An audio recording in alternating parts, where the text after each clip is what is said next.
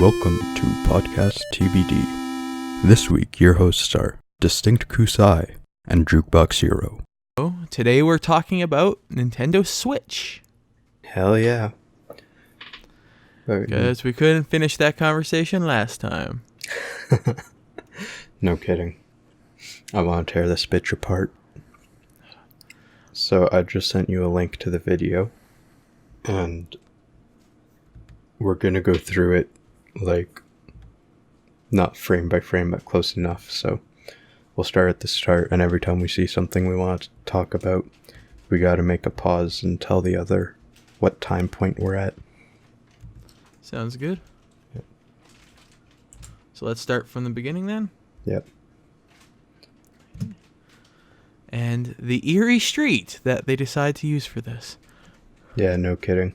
Fucking, this guy obviously isn't employed. I was waiting for him to get killed. Like at the beginning to a horror film. I'm not kidding you. Then I'm like, oh, no, it's Zelda. Yeah. I don't know if this is more realistic. It'd be Call of Duty. And then we have the horse. Yeah. Because that's important. So when they uploaded the trailer, I didn't know that they were doing it. So I got a message in one of my video game threads on Facebook saying like, "Oh my god, it's a game changer," and I had no clue what they were talking about. And then you saw it and you're like, yeah, I lost my shit. I rewatched it like 5 times and then I didn't shut up about it for about like 7 hours. So here at what is it, 54, the memory card. We started talking about that last time. What do you think of it? Okay, so back when the Wii U, like before the Wii U was announced, I was saying that they should go back to cartridges at some point because they're always trying to do their own like proprietary media. Like they had the optical disc for the GameCube and the Wii, and then the high definition optical disc for the Wii U. I've been saying they should go back to cartridge, and I figured with the 3DS it wasn't quite big enough yet, but it was getting close. So I figured the next logical step would be taking it to cartridge. And it's kind of like the PS Vita where like everything's download and also cartridge. So I just hope we don't do too much download, because I actually didn't really like the whole download thing with the Vita and the PSP and all that. Yeah. I mean, it's just kind of the way of the future right now, though. Like, even our telecommunication companies are getting ready for it, offering more internet service for less. But like, yeah. Though when it's the thing with the memory is a lot of times it's hard to expand. Like right now, it unless you have the money to or not, whether with your consoles, like with the PS4, unless you have the money to get an external hard drive that works with the PS4, then you're kind of screwed. And once you hit the max of what it has already built into it. Right. Is there police out your door? Oh yes, I live a block away from the police station. So yes, guys, I live very close to an inner city section here where I live, and people die all the time. It's not that bad. No, I just want them to think it is. Oh god. But yeah, though our city is the murder capital of the country we live in, so. Yeah, I mean, what you gonna do about it? Except not maybe don't murder someone. That too. Don't contribute. Don't get caught. We have enough people around here, it seems like, that are good at that, considering what they've been trying to find a couple serial killers the last couple of years. I know. I was reading that whole book on it. Back to the Switch. Oh yeah. Less depressing topic. But super serious, I called this whole cartridge biz like years ago, and that was like my number one prediction, and it actually came true, so I lost my shit when I saw that. Yeah. I was waiting for them to kind of go back to it, though. And if you've seen a still frame picture of it, it's not quite an SD card, it's wider. So, like, it's thicker than one. Not by much, but a little bit. Yeah. Or at least I think it is. So, I mean, maybe that just means more memory, because at this point you need to hold at least like 50 gigabytes max. Yeah, like I think I just got Battlefield 1 for the PS4, and it's asking for 38 gigabytes, I think it was. Because with like a dual layer Blu-ray disc right now, the max is 50. And I mean, the vast majority of games don't actually reach that. Most of the ones that do even get close are like AAA titles. So they need to be able to have that much, but the fact that they're going by a memory card means that they have like the ability to use smaller cards for smaller games. So they can reduce costs there, and then if it's a really big game, then they might have to increase the cost of their like physical medium. But it gives them that opportunity to stagger their pricing. And I mean, that's just good for business. Give me a sec. I'm still way back at the start of the trailer, so like, when he's in the room, the very first thing they're showing is he is playing this game that we knew was going to come out on the NX. So that gives us an indication that this is the NX. And then the next thing it does is it shows you what it's called. It shows you the console. It shows you the controllers, and then it shows the big deal that you can actually like take it off and still play it. Now, while we're on the topic of calling it the NX versus, and then it's showing us that it's actually called the Switch, which do you think was a better name, personally, NX or Switch? Switch. Yeah, I think Switch is better. Though, I wonder why they went with Switch, of all things they could have gone with. Well, I think their slogan should be Switch to Nintendo today. Ooh, that would be a good one. Like, Just there was really a part of me that was shove it in half the face of the others. expecting them to come and being like Wii Portable instead of like, we went Wii U.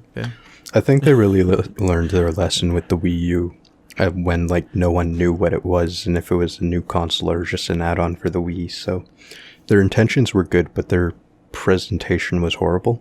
And I think they really worked hard to show you what this is and that it's different and that it's... Yeah, they wanted to disconnect from the Wii. And not just that, but like really just kind of put it out there that this is a console and you can take it out, but really show that it does both. Because like if people only saw them holding this gamepad, walking around with it, people would assume it's a new handheld and not a console. And the same kind of thing happened to the Wii U, because they like never ever showed the console, they just showed the gamepad. Yeah, no, that was a little weird that they didn't show the console and they just showed the gamepad. Like, for when I first saw that, I actually had originally thought that the Wii U was literally just that, the controller. Yeah.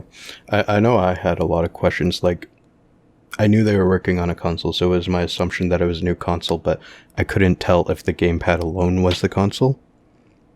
Which, I mean, the Switch pretty much is. Which is exciting. Yeah, this is kind of the way I wanted, Wii U to be, just like completely portable. And I think that's kind of also where they went wrong with the Wii U, is that it had this, you had to be still in the room with this console using it. See, I don't think that was necessarily a problem, because that was never the intention to have it actually be portable. The screen was partly gimmick and partly like, hey, if someone else wants to watch baseball, you can still play this, just on a smaller screen.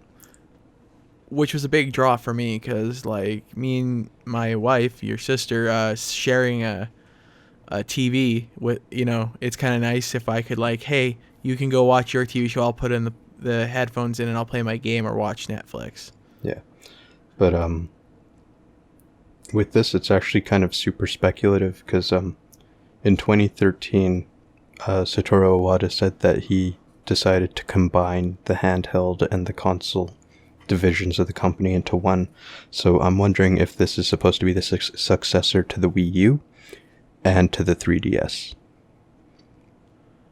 And go ahead. There was that rumor going around that this was supposed to replace the 3DS, but they've already shot that one down, I think, recently. Oh, good.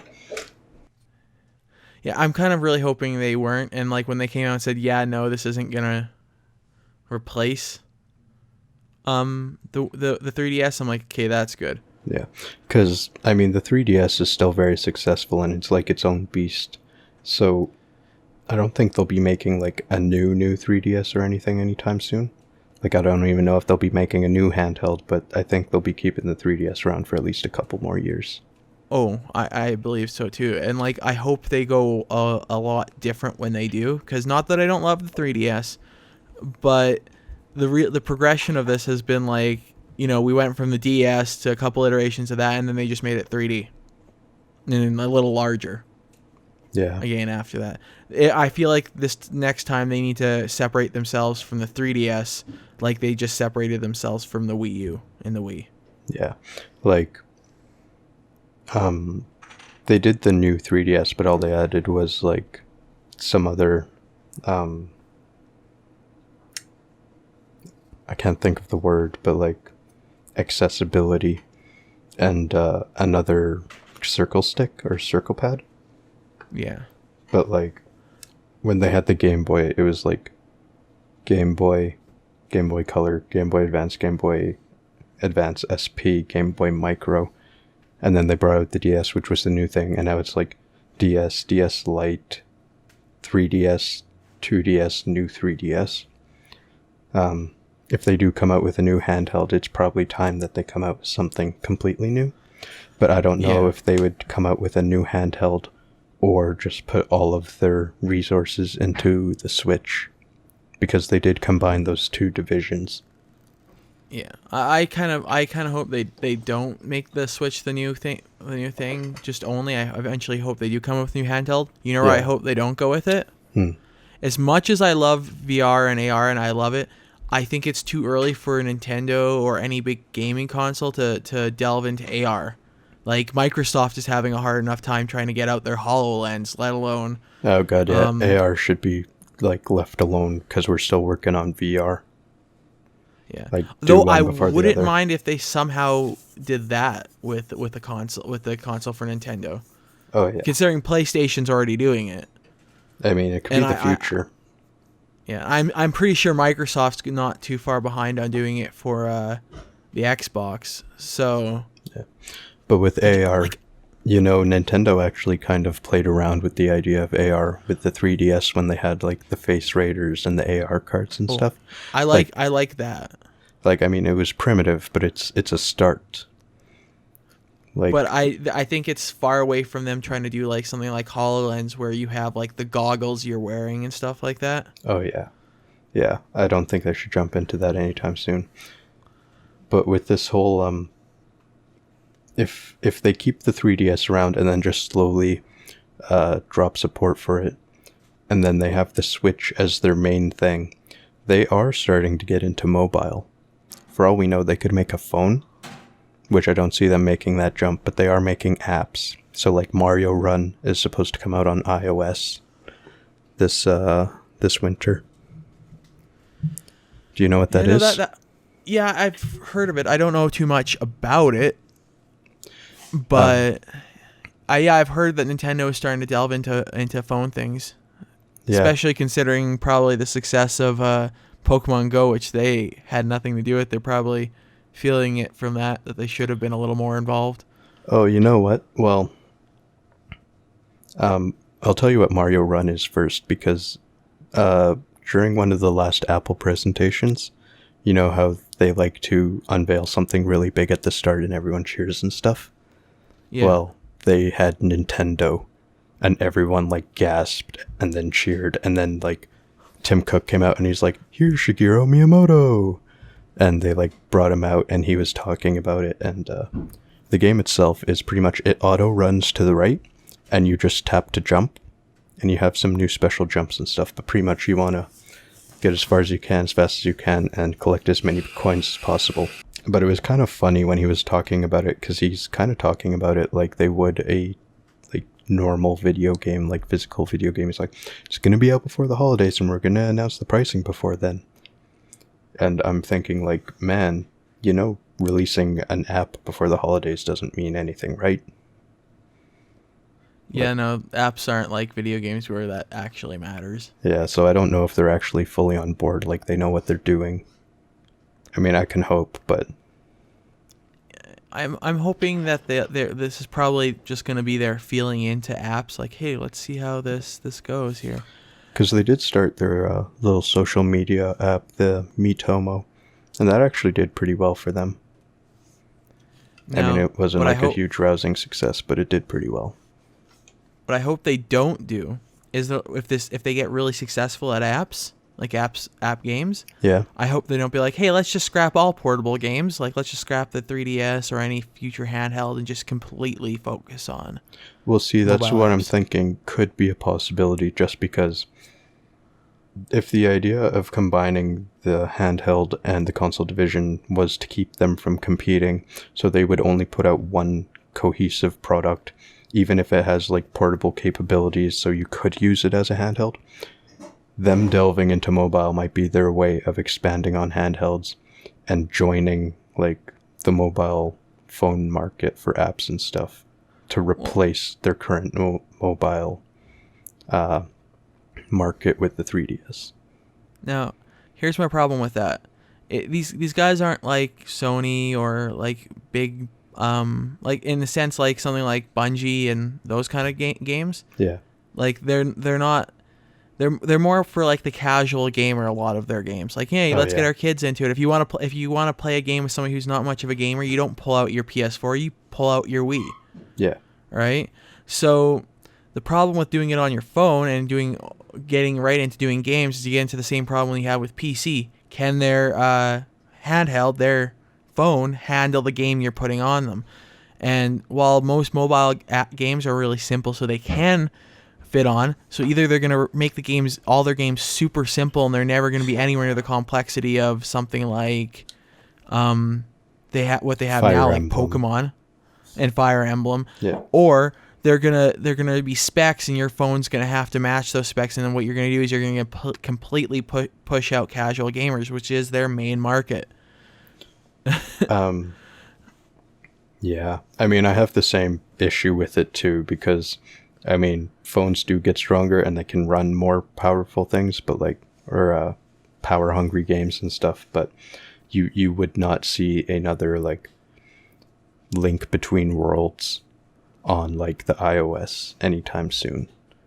Well, yeah, and then there's the whole memory thing with it as well. Yeah.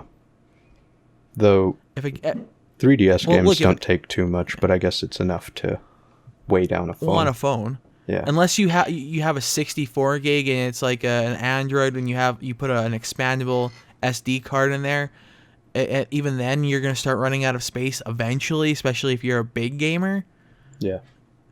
Yeah, it's just not good for the long term. It would just fail for them, I think, if they did that.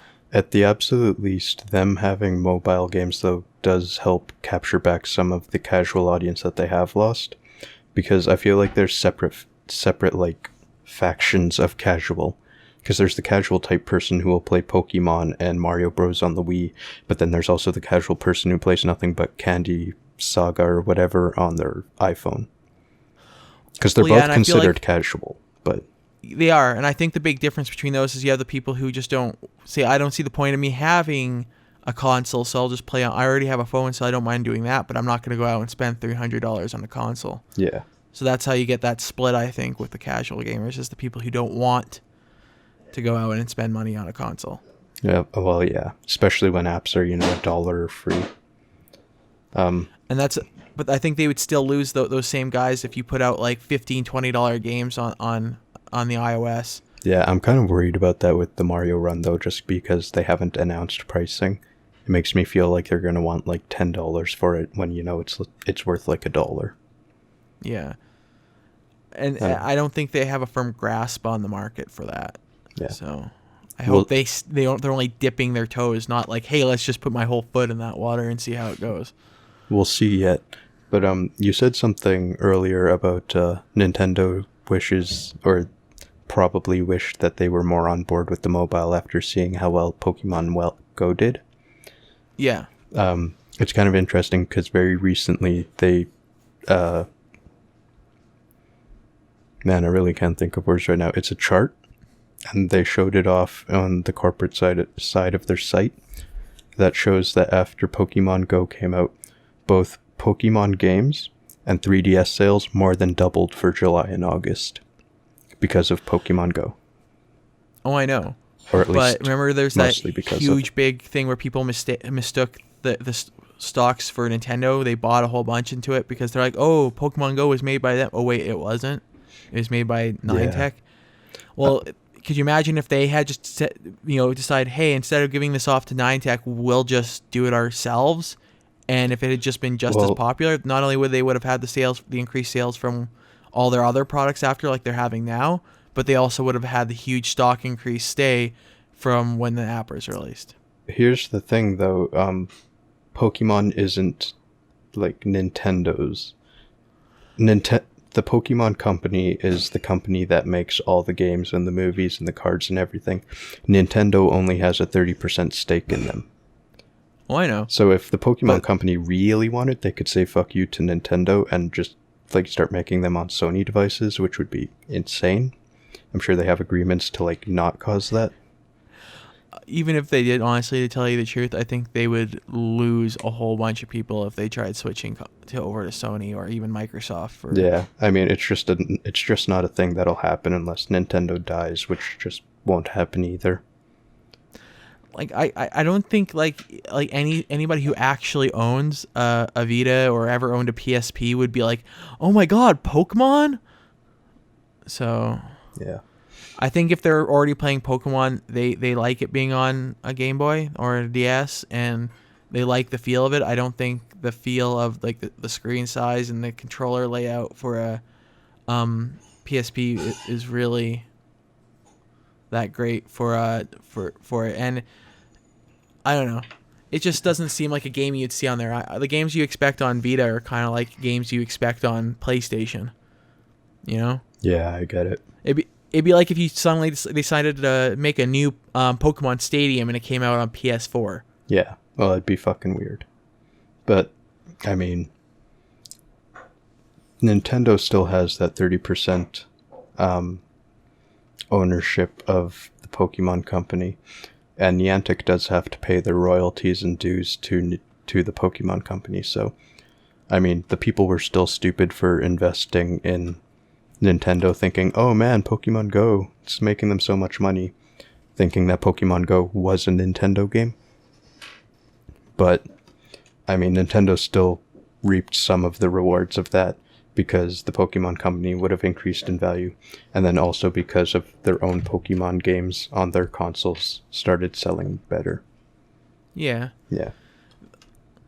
But you know how guys are in business. If you can make a few more dollars and you missed out on making that just a couple extra dollars, you kind of wish you probably had done it a little differently. Yeah. Though it would have been worse if they weren't making any money off Pokemon Go whatsoever. Like they didn't have that 30%. Yeah. I think they'd be like really kicking themselves. But luckily, you're right. They do have that 30% ownership of the Pokemon Company. So yeah. But I can almost guarantee you, if Pokemon Go wasn't a thing on phones, like if they released it on the 3DS or the Wii U, there's no way in hell it would have had 30 to 40 million like units sold or used, and they wouldn't have made nearly as much money on it. Yeah. I will say Niantic has done a good job, though I feel like they rushed the release a bit. Honestly, I think they've done a really shit job. They've had like nothing but problems. Oh, I know. Yeah. I'm just thinking it could have been way worse, right? And I don't think they should have had as much problems as they did. No one expected it to have that much load on the servers or that many users. Yeah. But at the same time, considering what it could have been, it could have been a lot worse. It could have been a lot better too, but like yeah. I think considering once they got it out there and how they've been catching themselves every time there's a problem, I think there shouldn't have been a mistake, but they've been fixing their mistakes fairly quickly once they catch on to them. Yeah. They could be like other games where it takes like weeks for them to find out and fix their problems. And I know like probably the biggest thing other than, overloaded servers was with the nearby tracking system, because that didn't work for like anyone. The few that it did for were super lucky, but like I And know they just scrapped it altogether. Yeah, and I know a lot of people were super angry that they got rid of it, and I was pretty angry too, but I mean, it's a better solution than having it there and be broken. Because at least now they have something that does work, and they can work back up to having a tracking system. Now, that being said, the one thing I am disappointed is they still don't have the trading. Oh, no kidding. I don't know when and the they need to next big scrap their update's whole supposed battle to be. system. Why the whole battle system? I hate, like, as far as like the tapping to attack, I get that, but the having to swipe left and right to fucking dodge the attacks still irks me off. I feel like they should have, if they were, because like their other game really doesn't have the same attack mechanic. So if it had, I would have been like, oh, this is why they just ported it from their other game, right? But considering they had to make the attack mechanics, they should have just gone with turn-based, in all honesty, like the original Pokemon games. It would have been so much easier. It would have been less hassle. People wouldn't have been still having problems figuring out how to dodge attacks. Yeah. I mean, I would have loved to have, like, the normal battle system, because then it would feel a lot more like a real-life Pokemon game. But at the same time, I don't think the battle system they have right now is terrible. There's a lot more to learn as far as, like, delay times between attacks and, you know, loading up the your special attacks and in between and all that stuff. But that delay is also another reason why I think they should have done the turn-based, because that delay is what makes their little swiping left and right an issue. And we might be talking about different delay, but I think I know what you're talking about. You know, like when you try swiping left, and even though you swiped and it looks like you dodged on your screen, it still hits you. I'm like, that's an issue. And if there's a connection issue and it's lagging, and that's your main mechanic of your combat system, you should just go to something that works well with delays, which would be turn-based. Yeah, they do need to fix that, but the delay I was talking about was more of the nuances of the system, where, like, in between attacks. So if you're using like a Psyduck or a Golduck, he has a really slow attack. So once you tap, he's going to attack, and it's going to take like 3 seconds. And when he's bringing his hand back up from the attack, you have like another 0.3 seconds or whatever before you can do the next attack. But if you were using a Vaporeon, which is much faster, the delay is much less between attacks. Now, while we kind of went into Pokemon Go here, is there anything else you want to mention about the Switch? Oh God, yes. Because like the big thing that I'm looking at is the controller use, like how you can use it for multiplayer, take it with you, pull it out away from the thing and use it. And then they have that extra controller that you see when he's playing Skyrim in the commercial. Yeah. Which Skyrim on a Nintendo is still kind of weird for me. And it's completely confirmed that Skyrim remastered. So it's not a port of a 5-year-old game. Which, you know, I wouldn't care if it was, but the fact that it's remastered is just a little bit better. Yeah, well, that means it's staying on par with the other consoles as far as their releases go, because it'd be really weird for them to port a 5-year-old game.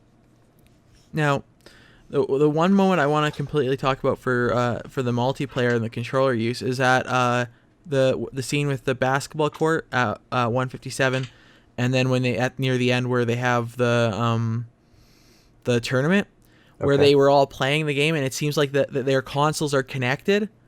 Now, I'm wondering how that is, and I know Scufflewick brought this up last time, but how is that working? Is it working through Wi-Fi? Is it working through ad hoc, Bluetooth? How are these things connecting when they're just out in the middle of a basketball field? Okay, so with the basketball one, I think it would be something similar to, like, maybe not infrared, but you know how you can have two Android phones and you just kind of hover them above each other and they transfer information between the two so you get each other's contact information? I think it would have to be something like that, or it could be like a tethered Wi-Fi hotspot type thing, because there's no way these things are going to use data. Because in the situations that they've brought forth, like when they're doing basketball, they're playing 2 people to a tablet, and then the tablets are connected to each other within like a foot of each other. And then at the end during the tournament, when they're in their own rooms and stuff, they're each using their own tablets, and those are connected to each other within like a foot of each other. Yeah, and which is what I'm hoping. I'm really hoping they're not showing us this out in the middle of the field, and it turns out, oh, you need to be connected to Wi-Fi. Yeah, I highly doubt that unless they do somehow implement like online play. So let's say I'm playing against you in Mario Kart 9 and I'm at home and you're, in the city away from me. Like if we were doing online like that, I imagine they'd have to do Wi-Fi. But I don't think there's anywhere in this trailer where they show someone in that kind of situation. The people are always within a few feet of each other. Yeah, and that's what I mean. Like, I'm really hoping this is accurate from what we're seeing. What they're showing us is how it works. And we can surmise from that it must be something to do with them being close to each other and, like, ad hocing it or Bluetoothing it or tethering it somehow. Yeah. Because otherwise, if they show me this and it turns out I need to be near a Wi-Fi hotspot, I am going to be so disappointed.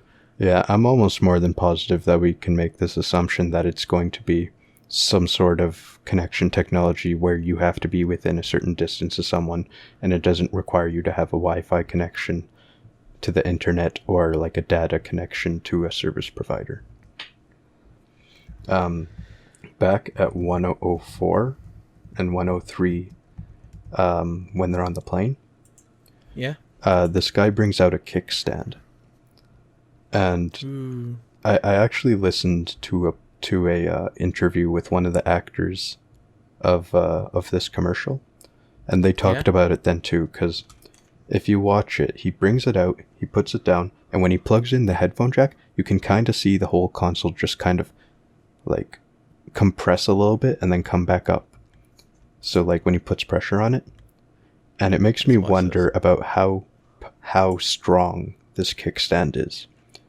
Because I have this feeling that, there's going to be a lot of issues with it breaking. Or people putting too much pressure on it and then, like, their console collapsing or something like that. Yeah, and for anybody listening, I'm looking at this stand, and considering the use, I do not think they intend you to be putting any sort of pressure or touching the screen or anything while you have that kickstand out. I really think it's meant for you to put the screen in front of you and have the controllers and be not touching the thing that's on the kickstand. I'm pretty sure too, but just like even putting in his headphone jack made it look like it was weak, and that may just be because it's on a single side of it. Like if it had a kickstand on each side, that would definitely increase the like structural integrity of it, I guess. But let's be honest, with the way people are, and not calling everybody dumb, but there's always that one person who, no matter how strong they make this console, will find a way to break that kickstand. Of course. They can make this stuff out of adamantium from the Marvel comic book series. Yeah. And like it's supposed to be indestructible, and some random idiot is going to find a way to break it. Yeah. During that interview, though, they asked pretty much the same question. And what the actor was saying is that the people who had to use the kickstand were so worried about breaking it, not necessarily because it was weak or anything, but because it was a brand new product and they were trying to be gentle with it.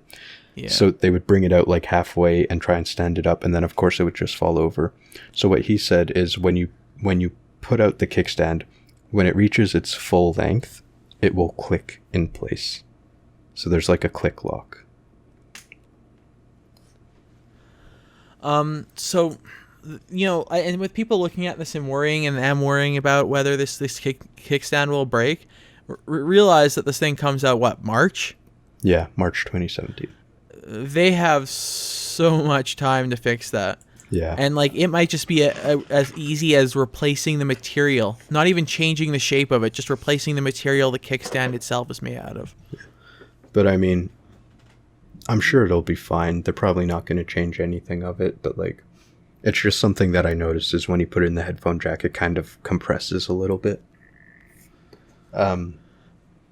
during that same scene, I mean, it should be noted that he's playing Skyrim Remastered, and then he's also playing with the controllers from the side of the tablet disconnected while it's away from the base dock. Oh, so you can play with all controller configurations, regardless of if you're in tablet mode or if you're connected to a TV. Which is nice. Yeah. Now, a side note, talking about the trailer, we have this meme that has come out of it, and it's the antisocial Karen. Oh God, I love that. Actually, I absolutely hate it because of what it stands for. But oh God, like I'm looking at an article right now, and I'll send you the link for it. But like her face when she's leaning in, it's so creepy. I know. I know. I feel sorry for the actor. She must be going back and like looking at this and being like, "What was I thinking making that face? Yeah. What were the directors thinking letting me make this face?" Oh God, you just sent me a picture. Nice. Like, look at it. Yeah. She has to go back and look at this and be like, who okayed this? Like, seriously, if I was the director looking at this and this girl made this face, it'd be like, okay, go back, we need to redo it. Just make it slightly less, like, intensely concentrating on this game like everybody else has disappeared behind you. At least in her defense, this is a still screenshot and she doesn't look like that the whole time. Because you can make anyone look horrid with still screenshots. Oh, I know. But you watch the trailer and she makes that similar awkward faces in a couple of the parts. So even when she's waving, she kind of looks like this, like when they're, like when they're trying to make a character in a movie kind of seem antisocial but eager to be with people. She waves like that when she sees the people across the street. Well, I mean, they probably did that on purpose, but maybe took it a little too far? Maybe. I'm watching it right now. Yeah, she's like biting her lip and then she goes into smiling. So, I mean, it's just a freeze frame, man.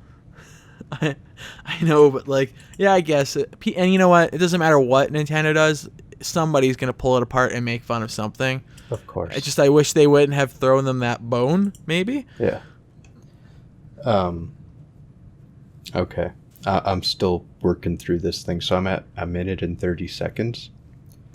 In this one, it pretty much shows that you can take this thing and put it into the dock with the controllers on, and then use a pro controller to play. And I think that's very important for a lot of people, because they see the controllers on the side of the tablet and they start thinking of like a Wiimote and nunchuck, and then they just immediately are like, oh man, I cannot do like a first person shooter with that. I cannot have precision with that. Which was the issue with the Wii. I don't know if you remember trying to play like Call of Duty 3 on the Wii, but I rented it, and because I was kind of like saying I had both consoles at the time when it was released, both PS3 and Wii. Yeah. And Xbox 360, and I'm sitting there going, okay, so I'll rent it because there seems to be it's slightly different between the PS3 Xbox and then the Wii. So I rented PS3 and then the Wii version, and honestly, in my opinion, comparatively, the Wii was almost unplayable.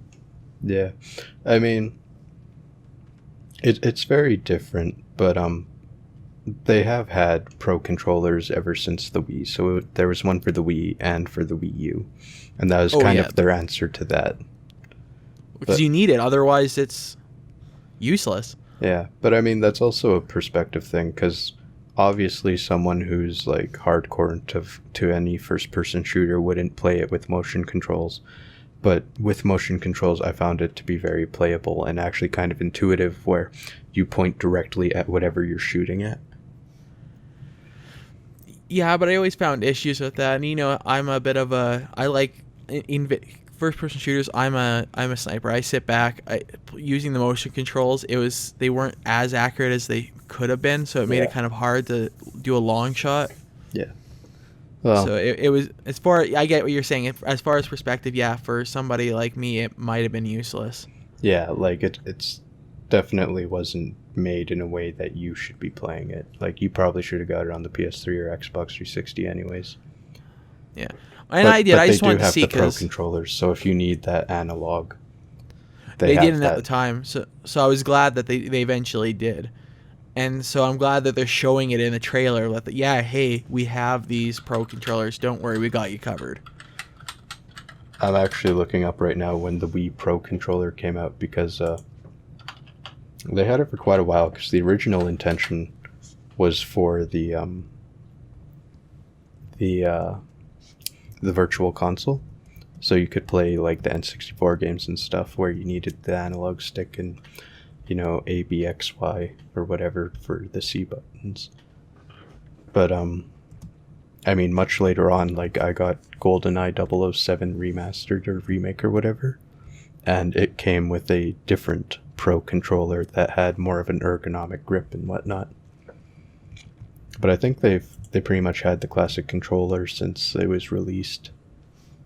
Well, they had that, what do you call it? It almost looked like the original NES controller, or the Super NES.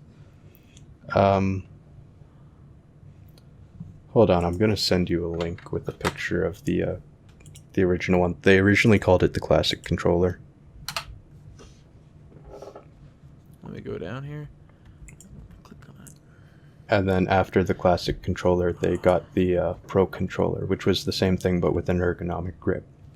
Yeah, you see, this is what I remember being out when I first got the Wii. And remember, this is like 2006. Yeah.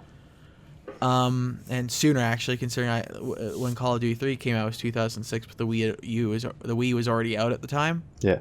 So, okay. This controller, this one you sent me the link for, I tried. A friend had it, and I tried using it, and honestly, I did not like it. It's not the shape. I don't know whether he had mucked with it or something, or if that's just how it was, but it was bad. Yeah. And it was almost just easier to turn the nunchuck sideways and play. So I never liked these, and I think my experience with it might have been colored by whatever my friend did to his controller, or if he just got a really shitty one. Okay.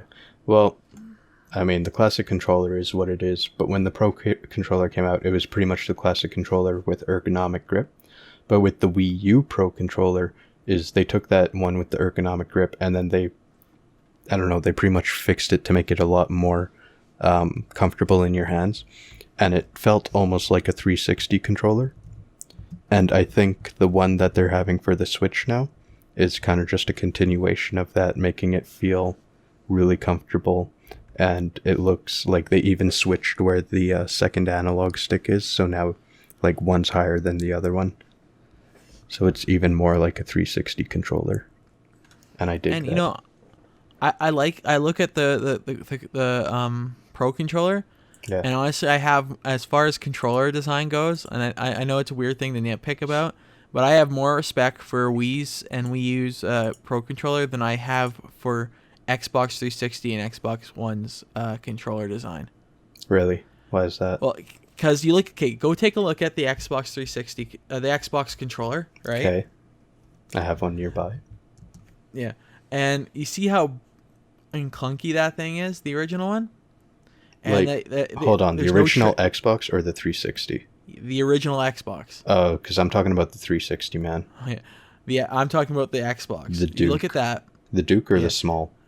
The huge one. Even the small Duke one doesn't matter. It's the same issue. Okay. Is you have these black and white buttons. You have this weird layout to the controls other than the colored buttons there. Yeah. And then afterwards, like, this, the one big complaint people had about the Xbox was this shitty ass controller, right? Yeah. Now I'm not making a comparison to PS2 and Xbox 360. That'd be like trying to make a comparison between the PS3 and the PS4. Yeah. They were years apart. I don't know why anybody ever tried to make a comparison to say which one was a better console. I know. You're trying to compare a really old console to a brand new console. It didn't make sense. Yeah. But the one thing people always said, and this is especially some of my friends, that what they did like about the PS2 when they compared the two, because I was the only one who had a PlayStation 2, okay, was the fact the controller was better, right? The layout of the controller is better. And honestly, Sony has got the layout of a controller down pat. That is a decent design for a controller. Now you head over to the Xbox 360, and it's, other than they switched the joystick and the D-pad around, it's almost the exact same layout as the PlayStation. Almost even they had almost the exact same dimensions, except they made it kind of more curvy. Well, see, I can't agree with that at all, because they had the Duke, which was the really big original Xbox controller, and then they made the small. And then the 360 controller is just a continuation of the small, because it's a lot closer to the small than it is to a PS, like any of the DualShock controllers. Like, it's very different. And yeah, the analog sticks are in different places, but they had their own reasonings for that. Yeah. Kind of felt like, to me, with the dimensions, and I see, I'm not the only person to think this when the consoles came out. When it came out, that there was a similarity between the DualShock PlayStation controllers, which have been out for years, and the Xbox 360, is there's some shape similarities that kind of weren't on the small or on the Duke even too, other than the triggers. But the big thing for a lot of people was that they added these triggers that were almost identical to Sony's triggers. See, they had the triggers on the small too, though. Yeah. And the triggers on the small were actually the same as the triggers on the 360. Yeah. Whereas the PlayStation controllers were more of a bumper, because it's kind of like a full rectangle, where the trigger is like a really slim rectangle. And I know I get what you're getting at, and I think it's small nitpicks on similarities, right? And it just felt like a little betrayal. I've always been a bit of a Sony boy, but I feel like with the Xbox One, they have gone slightly closer to their original design. If you were to put the PS4's controller side by side with the Xbox One, as far as shape and dimensions go, there's almost no similarities with that. And actually, if you put them up against the original Duke and the small, it seems like the dimensions are a lot the same there. And by what I mean is, look at the angles of the grips. Yeah. There's Sony's, even though there is a bit of an angle, it's always been almost like the grips have always been at almost of a 90-degree angle, right? And whereas the originals for the Xbox were almost at this kind of like, not 45, but they were at these angles almost, if you continued them up, it'd almost be like a triangle shape. Okay. Right? And yeah, that's kind of the thing, is you look at the first Xbox 360s, and they almost had that same 90-degree feel to it as well. You kind of lost me, but let's just get back to the Switch, though. I've got a really good freeze frame at 1 minute and 23 seconds of the Pro controller. Ooh, so which one was it? 1 minute and 23 seconds. Okay, let's see. Yeah. Oh, I got and that's the controller right there. Yep. So it looks very much like an Xbox 360 controller. I think a few things that we can take away from this is that compared to the Pro controllers that they used to have, they made it so their analog sticks are staggered, like one's higher than the other. The where your fingers wrap around, that looks like a much different material, more rubbery, so that should be like grip, I hope. And in the center of the controller, you can see 4 buttons.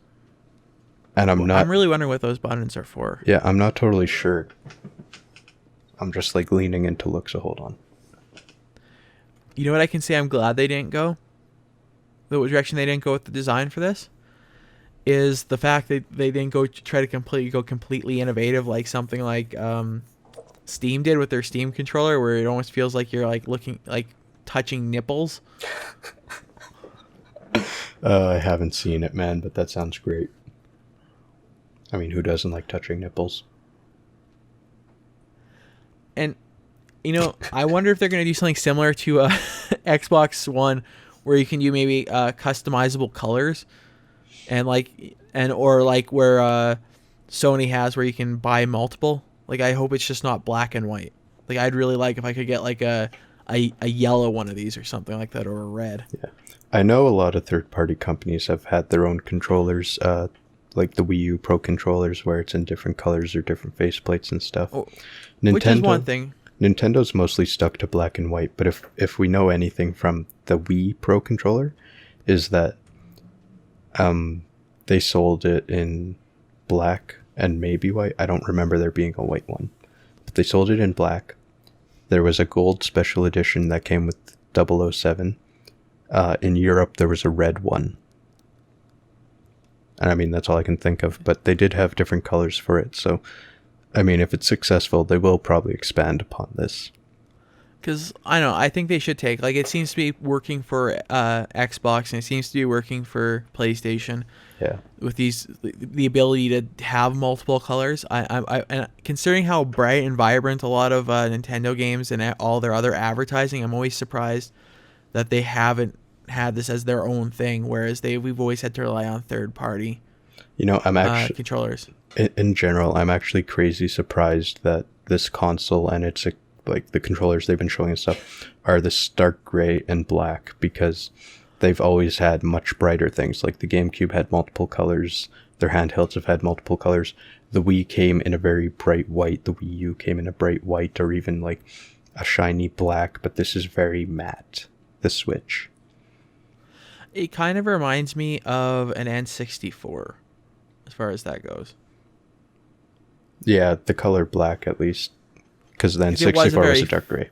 But they also had like 12... No, I don't remember how many, but they had a bunch of different variants on the N64 for colors. And their they did, but too. It was always that... it's a matte color, was the similarity I was getting at. It's that matte. Yeah, the original N64 had that matte gray black. Which was nice. I liked it. Yeah. I was a big step away from the gray they had before. Yeah. And the beige that is now very, very yellow. I know, surprisingly, I think my NES at my parents' place is still gray. Yeah, see, the whole thing is just oxidation, so it depended on the batch, because the PVC they used... Sorry, PVC, polyvinyl chloride. They had a bromine or bromide, I can't remember which, but it's a fire retardant in the plastic. And over time, it oxidizes and turns yellow. So it depends if there was too much or too little of it, or just right. Depending how much is in there is how yellow your system will be. And also the environment that your system's been exposed to will increase or decrease the rate of oxidization and whatnot. So, well, being in a closet, only being brought out for me to play every once in a while. Yeah, so I mean, it should be mostly gray. It's kind of funny though with Super Nintendos, because they had three main pieces of plastic in that beige, white, whatever. So if they came from different batches, you might have a Super NES with a really yellow front plate and a really yellow like base, but the top will be like stark white still. And you can actually notice that on some GameCubes, the front plate where you put in your controllers and the memory cards are turning yellow too. Same deal. Now I have a question for you. Now switching back to the Switch. Switching back to the Switch. Switch to the Switch. Yeah. How do you feel about them making this big jump to suggesting this could be used for competitive gaming? I mean, I think it's all a context thing, because during E3, they had that giant thing with the Smash tournament. Like, this is something that already exists, where people play Splatoon competitively, they play Smash Bros. Competitively. It's just, I don't know. Maybe they're planning something. Well, that's what I mean. Like, everybody knows there's already competitive games for Nintendo, but I don't know I wonder what their purpose, because everything in these commercials, like especially something like this, which we consider more of a teaser, I would say, is very purposeful. So if they're showing us this, are they like trying to tell us we're trying to lean towards making this more competitive? We're making a competitive console, not something that you guys just use as competitive, but something that is like competitive with the other consoles on the market. No, like as something that's competitive play for like tournaments. Like it's almost like purposely built for that. Like, because like whereas other consoles, they don't advertise that, but we end up using them for that. That's one thing. It's not as purpose built for it. But I wonder if they're saying here, we've almost built this purposely to be used as a competitive gaming console. I don't think so. I think it's still very much context because they are playing Splatoon when they're at that giant tournament, I guess. Because they do that for Splatoon, but if they were showing off other games, or if there was a new game, or if for whatever reason they had like League of Legends on it and they did this, I would consider that as marketing it as a console for competitive play. But as is, I think they're just showing that this is a thing that they can do, and it's a thing they can do with a game that they already do it with. Well, yeah, I'm just wondering what the purpose of it, because like there's a lot of competitive games on PCs, there's a lot of competitive games on PS4 and Xbox, but you don't exactly see them on their trailers when they were coming saying we also do competitive. They didn't have that in their trailers. They're like, yeah, here's a competition with our consoles, right? We didn't see that in trailers for Xbox One or PlayStation 4. Yeah. So being as this is like anything you do like this, like a video like this, it's very purposeful. I'm wanting to know why. What's your intention with putting it in there? I don't know. I just feel like the few biggest things about the whole competition tournament scene is, one, you can play with other people on your own console in the same room. 2, Splatoon 2 is a thing, and I mean they're probably going to have a tournament for it. And 3, a giant audience cheering because they really want to like make people excited for the Switch. Do you know what it is nice that they show us on that? So not only can you play in groups as a team, right, and play like competitively between each other in a smaller group, but then you can obviously group together your Switches together as a team. Yeah. And then be in this and get into an even bigger group where you have a teams versus teams. Yeah. With the consoles, which that might be what their intention of why they were showing it. I mean, it's essentially like online play, except everyone gets their own console, and which it's is so nice easy to bring with you. But that also brings up the question: how is that being done now? At this point, is it like when you had the two guys in the basketball court, where they're all just close enough together that they can combine, or is when they in this large enough group, is some of it through a Wi-Fi connection? Well, if you think of actual tournaments like Smash Bros. Tournaments and stuff, they play on the same console, and they're wired to the same console. In this, they have their own consoles, so I would assume it's more of like a LAN type thing, where you would be connected to each other through whatever they were using in the basketball court and everywhere else.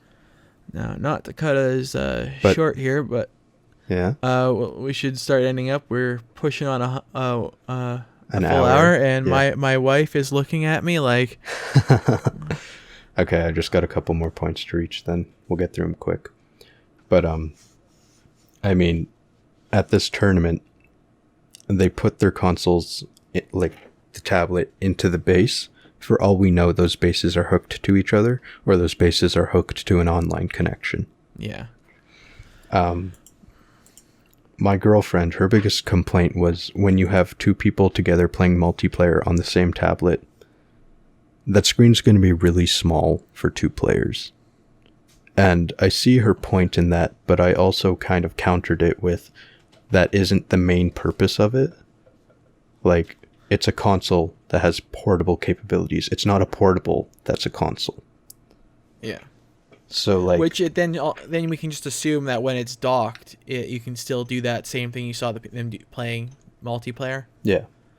But like, I don't think many people would be playing NBA 2K17 together on the same like little tablet screen. Like, no. I know they showed it off, but it's probably a thing that just isn't going to happen. It's not. But at the same time, that's more because of I think currently right now, that's how things are. You have people getting too used to very large screens. I can remember playing on a screen that wasn't much bigger than what they're showing for the Switch when I was playing my NES. Yeah, I mean, it's almost funny because my friend who plays Destiny, he has friends who are like competitive Destiny players, and they all play on really small screens, and they tell him that he should play on a small screen because it like just drastically reduces lag caused by like just like drawing the image onto the screen, because it's a much smaller screen. It can do it much quicker. But I don't know. Yeah, so I mean, they're showing it, but I don't think people are going to do multiplayer on the same tablet.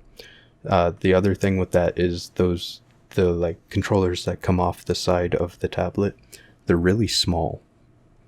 Yeah. I don't see that being very comfortable unless they made it really ergonomic somehow. Now, what I do see people doing is them using their own and putting them back to back like it. Oh yeah, I could see that definitely being a thing if this sells well. I don't think people won't do that if I can bring. But the next thing is battery life. Yeah, so I was talking with a buddy about this earlier, and we're pretty sure that this is running on an NVIDIA Tegra, like a custom chip, or a custom version of it. And so if you look at the NVIDIA Shield tablet, which uses the Tegra, it's on optimized settings, it's 2 hours. And if you do battery saving settings, it's about 4 hours. And I saw an article, so take this with a complete grain of salt. Someone who has reported on Wii U stuff before it was released, and who has been accurate on it, said that it was going to be about 3 hours. I think that's believable, considering I don't know how much experience you have with laptops and gaming on them. Yeah. You get 2-3 hours. Yeah. But so I take that article, and I wish I remembered where it was, but I take it with a grain of salt. But I do agree with the conclusion about 3 hours. My guess is 4, because the screen itself has its own battery, and then the controllers each have their own batteries. So that's 3 batteries. So the battery that's powering the screen and the CPU and everything in the tablet is not powering the controllers too. So that saves a little bit compared to like the Wii U, where the gamepad has a giant energy drain. Yeah. Yeah. Now, go ahead. Your final point? I've got 2. Okay, let's go. One had to do with that Tegra. With the NVIDIA Shield, they've been comparing it to like 360 and PS3 graphics, which I think is just absolutely fine for Nintendo, because they've never tried to push the boundaries of graphics, really. Like, no. I mean, if we're getting the Skyrim remaster and it's at PS3 levels, I mean, just because the graphics aren't much greater, like maybe the draw distances and stuff would be greater. And the fact is, you could still play a third-party game on this console. And they really wanted to push that they have third-party support, especially by releasing that giant list of companies that are giving them support right now. Which is nice to have third-party support for games. I know people were worried about that originally with the Xbox One. So yeah. And then my last point on the Pro controller, they have their like standard D-pad. It looks a little bit more curved than usual, but it's their standard D-pad. On the little controllers that attach to the tablet, they replaced it with 4 buttons. And they mostly did that so if you're playing 2-player on the tablet, they can use those 4 buttons as like A, B, X, Y. But it really pisses me off because Nintendo had the absolute best D-pad, and like it's copyright or whatever finally wore off back in like 2010. So I was worried the other companies were going to immediately copy it. And they didn't. The Xbox One got a little bit closer, but they didn't exactly copy it. But I was really sad to see Nintendo not using their original D-pad for the tablet controllers. But it's not the end of the world though either. Yeah, it's definitely not a deal breaker. It's just I really like that D-pad. And I wouldn't surprise me if eventually they're like, "Hey, third parties will come out with like controllers for the side of your Switch." Yeah, I mean, it's almost bound to happen. And people are already talking about, God, could you imagine if they came out with custom slide-ins for certain games? Yeah, right. Kind of like how they had all their stupid accessories for the Wii. Yeah. Could you imagine one that has like a fishing reel where you like wind it up for a fishing game?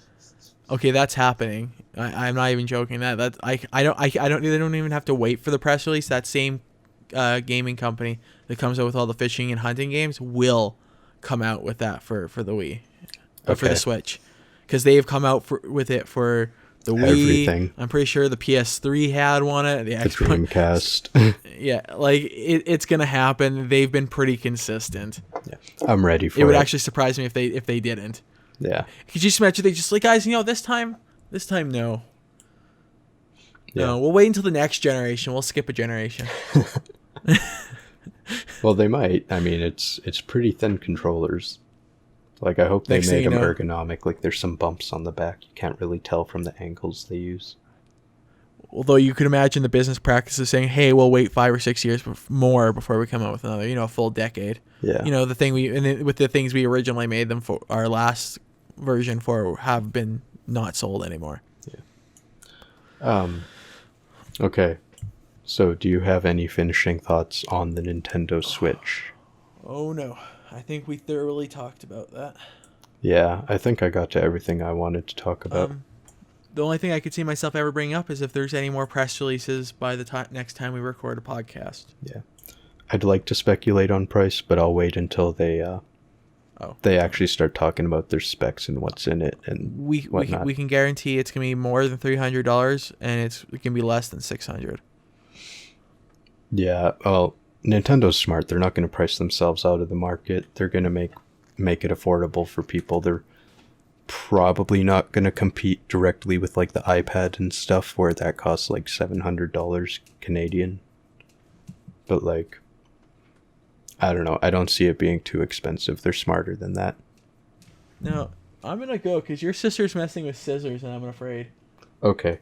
Farewell.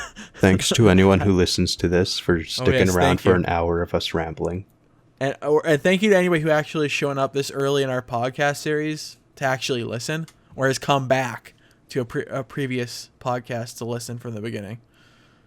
Yeah. You were a poor bastard for actually bothering. We heart you, future fans. I'll see you another day, Bucks. Yeah, I'll see you later, Distinct. Bye. I'm stopping the recording right now. I am stopping it right now, too. Thank you for watching our podcast. If you liked it, hit the like button. If you'd like to see more, hit the subscribe button. Be sure to follow us on our social media, and we will see you next week.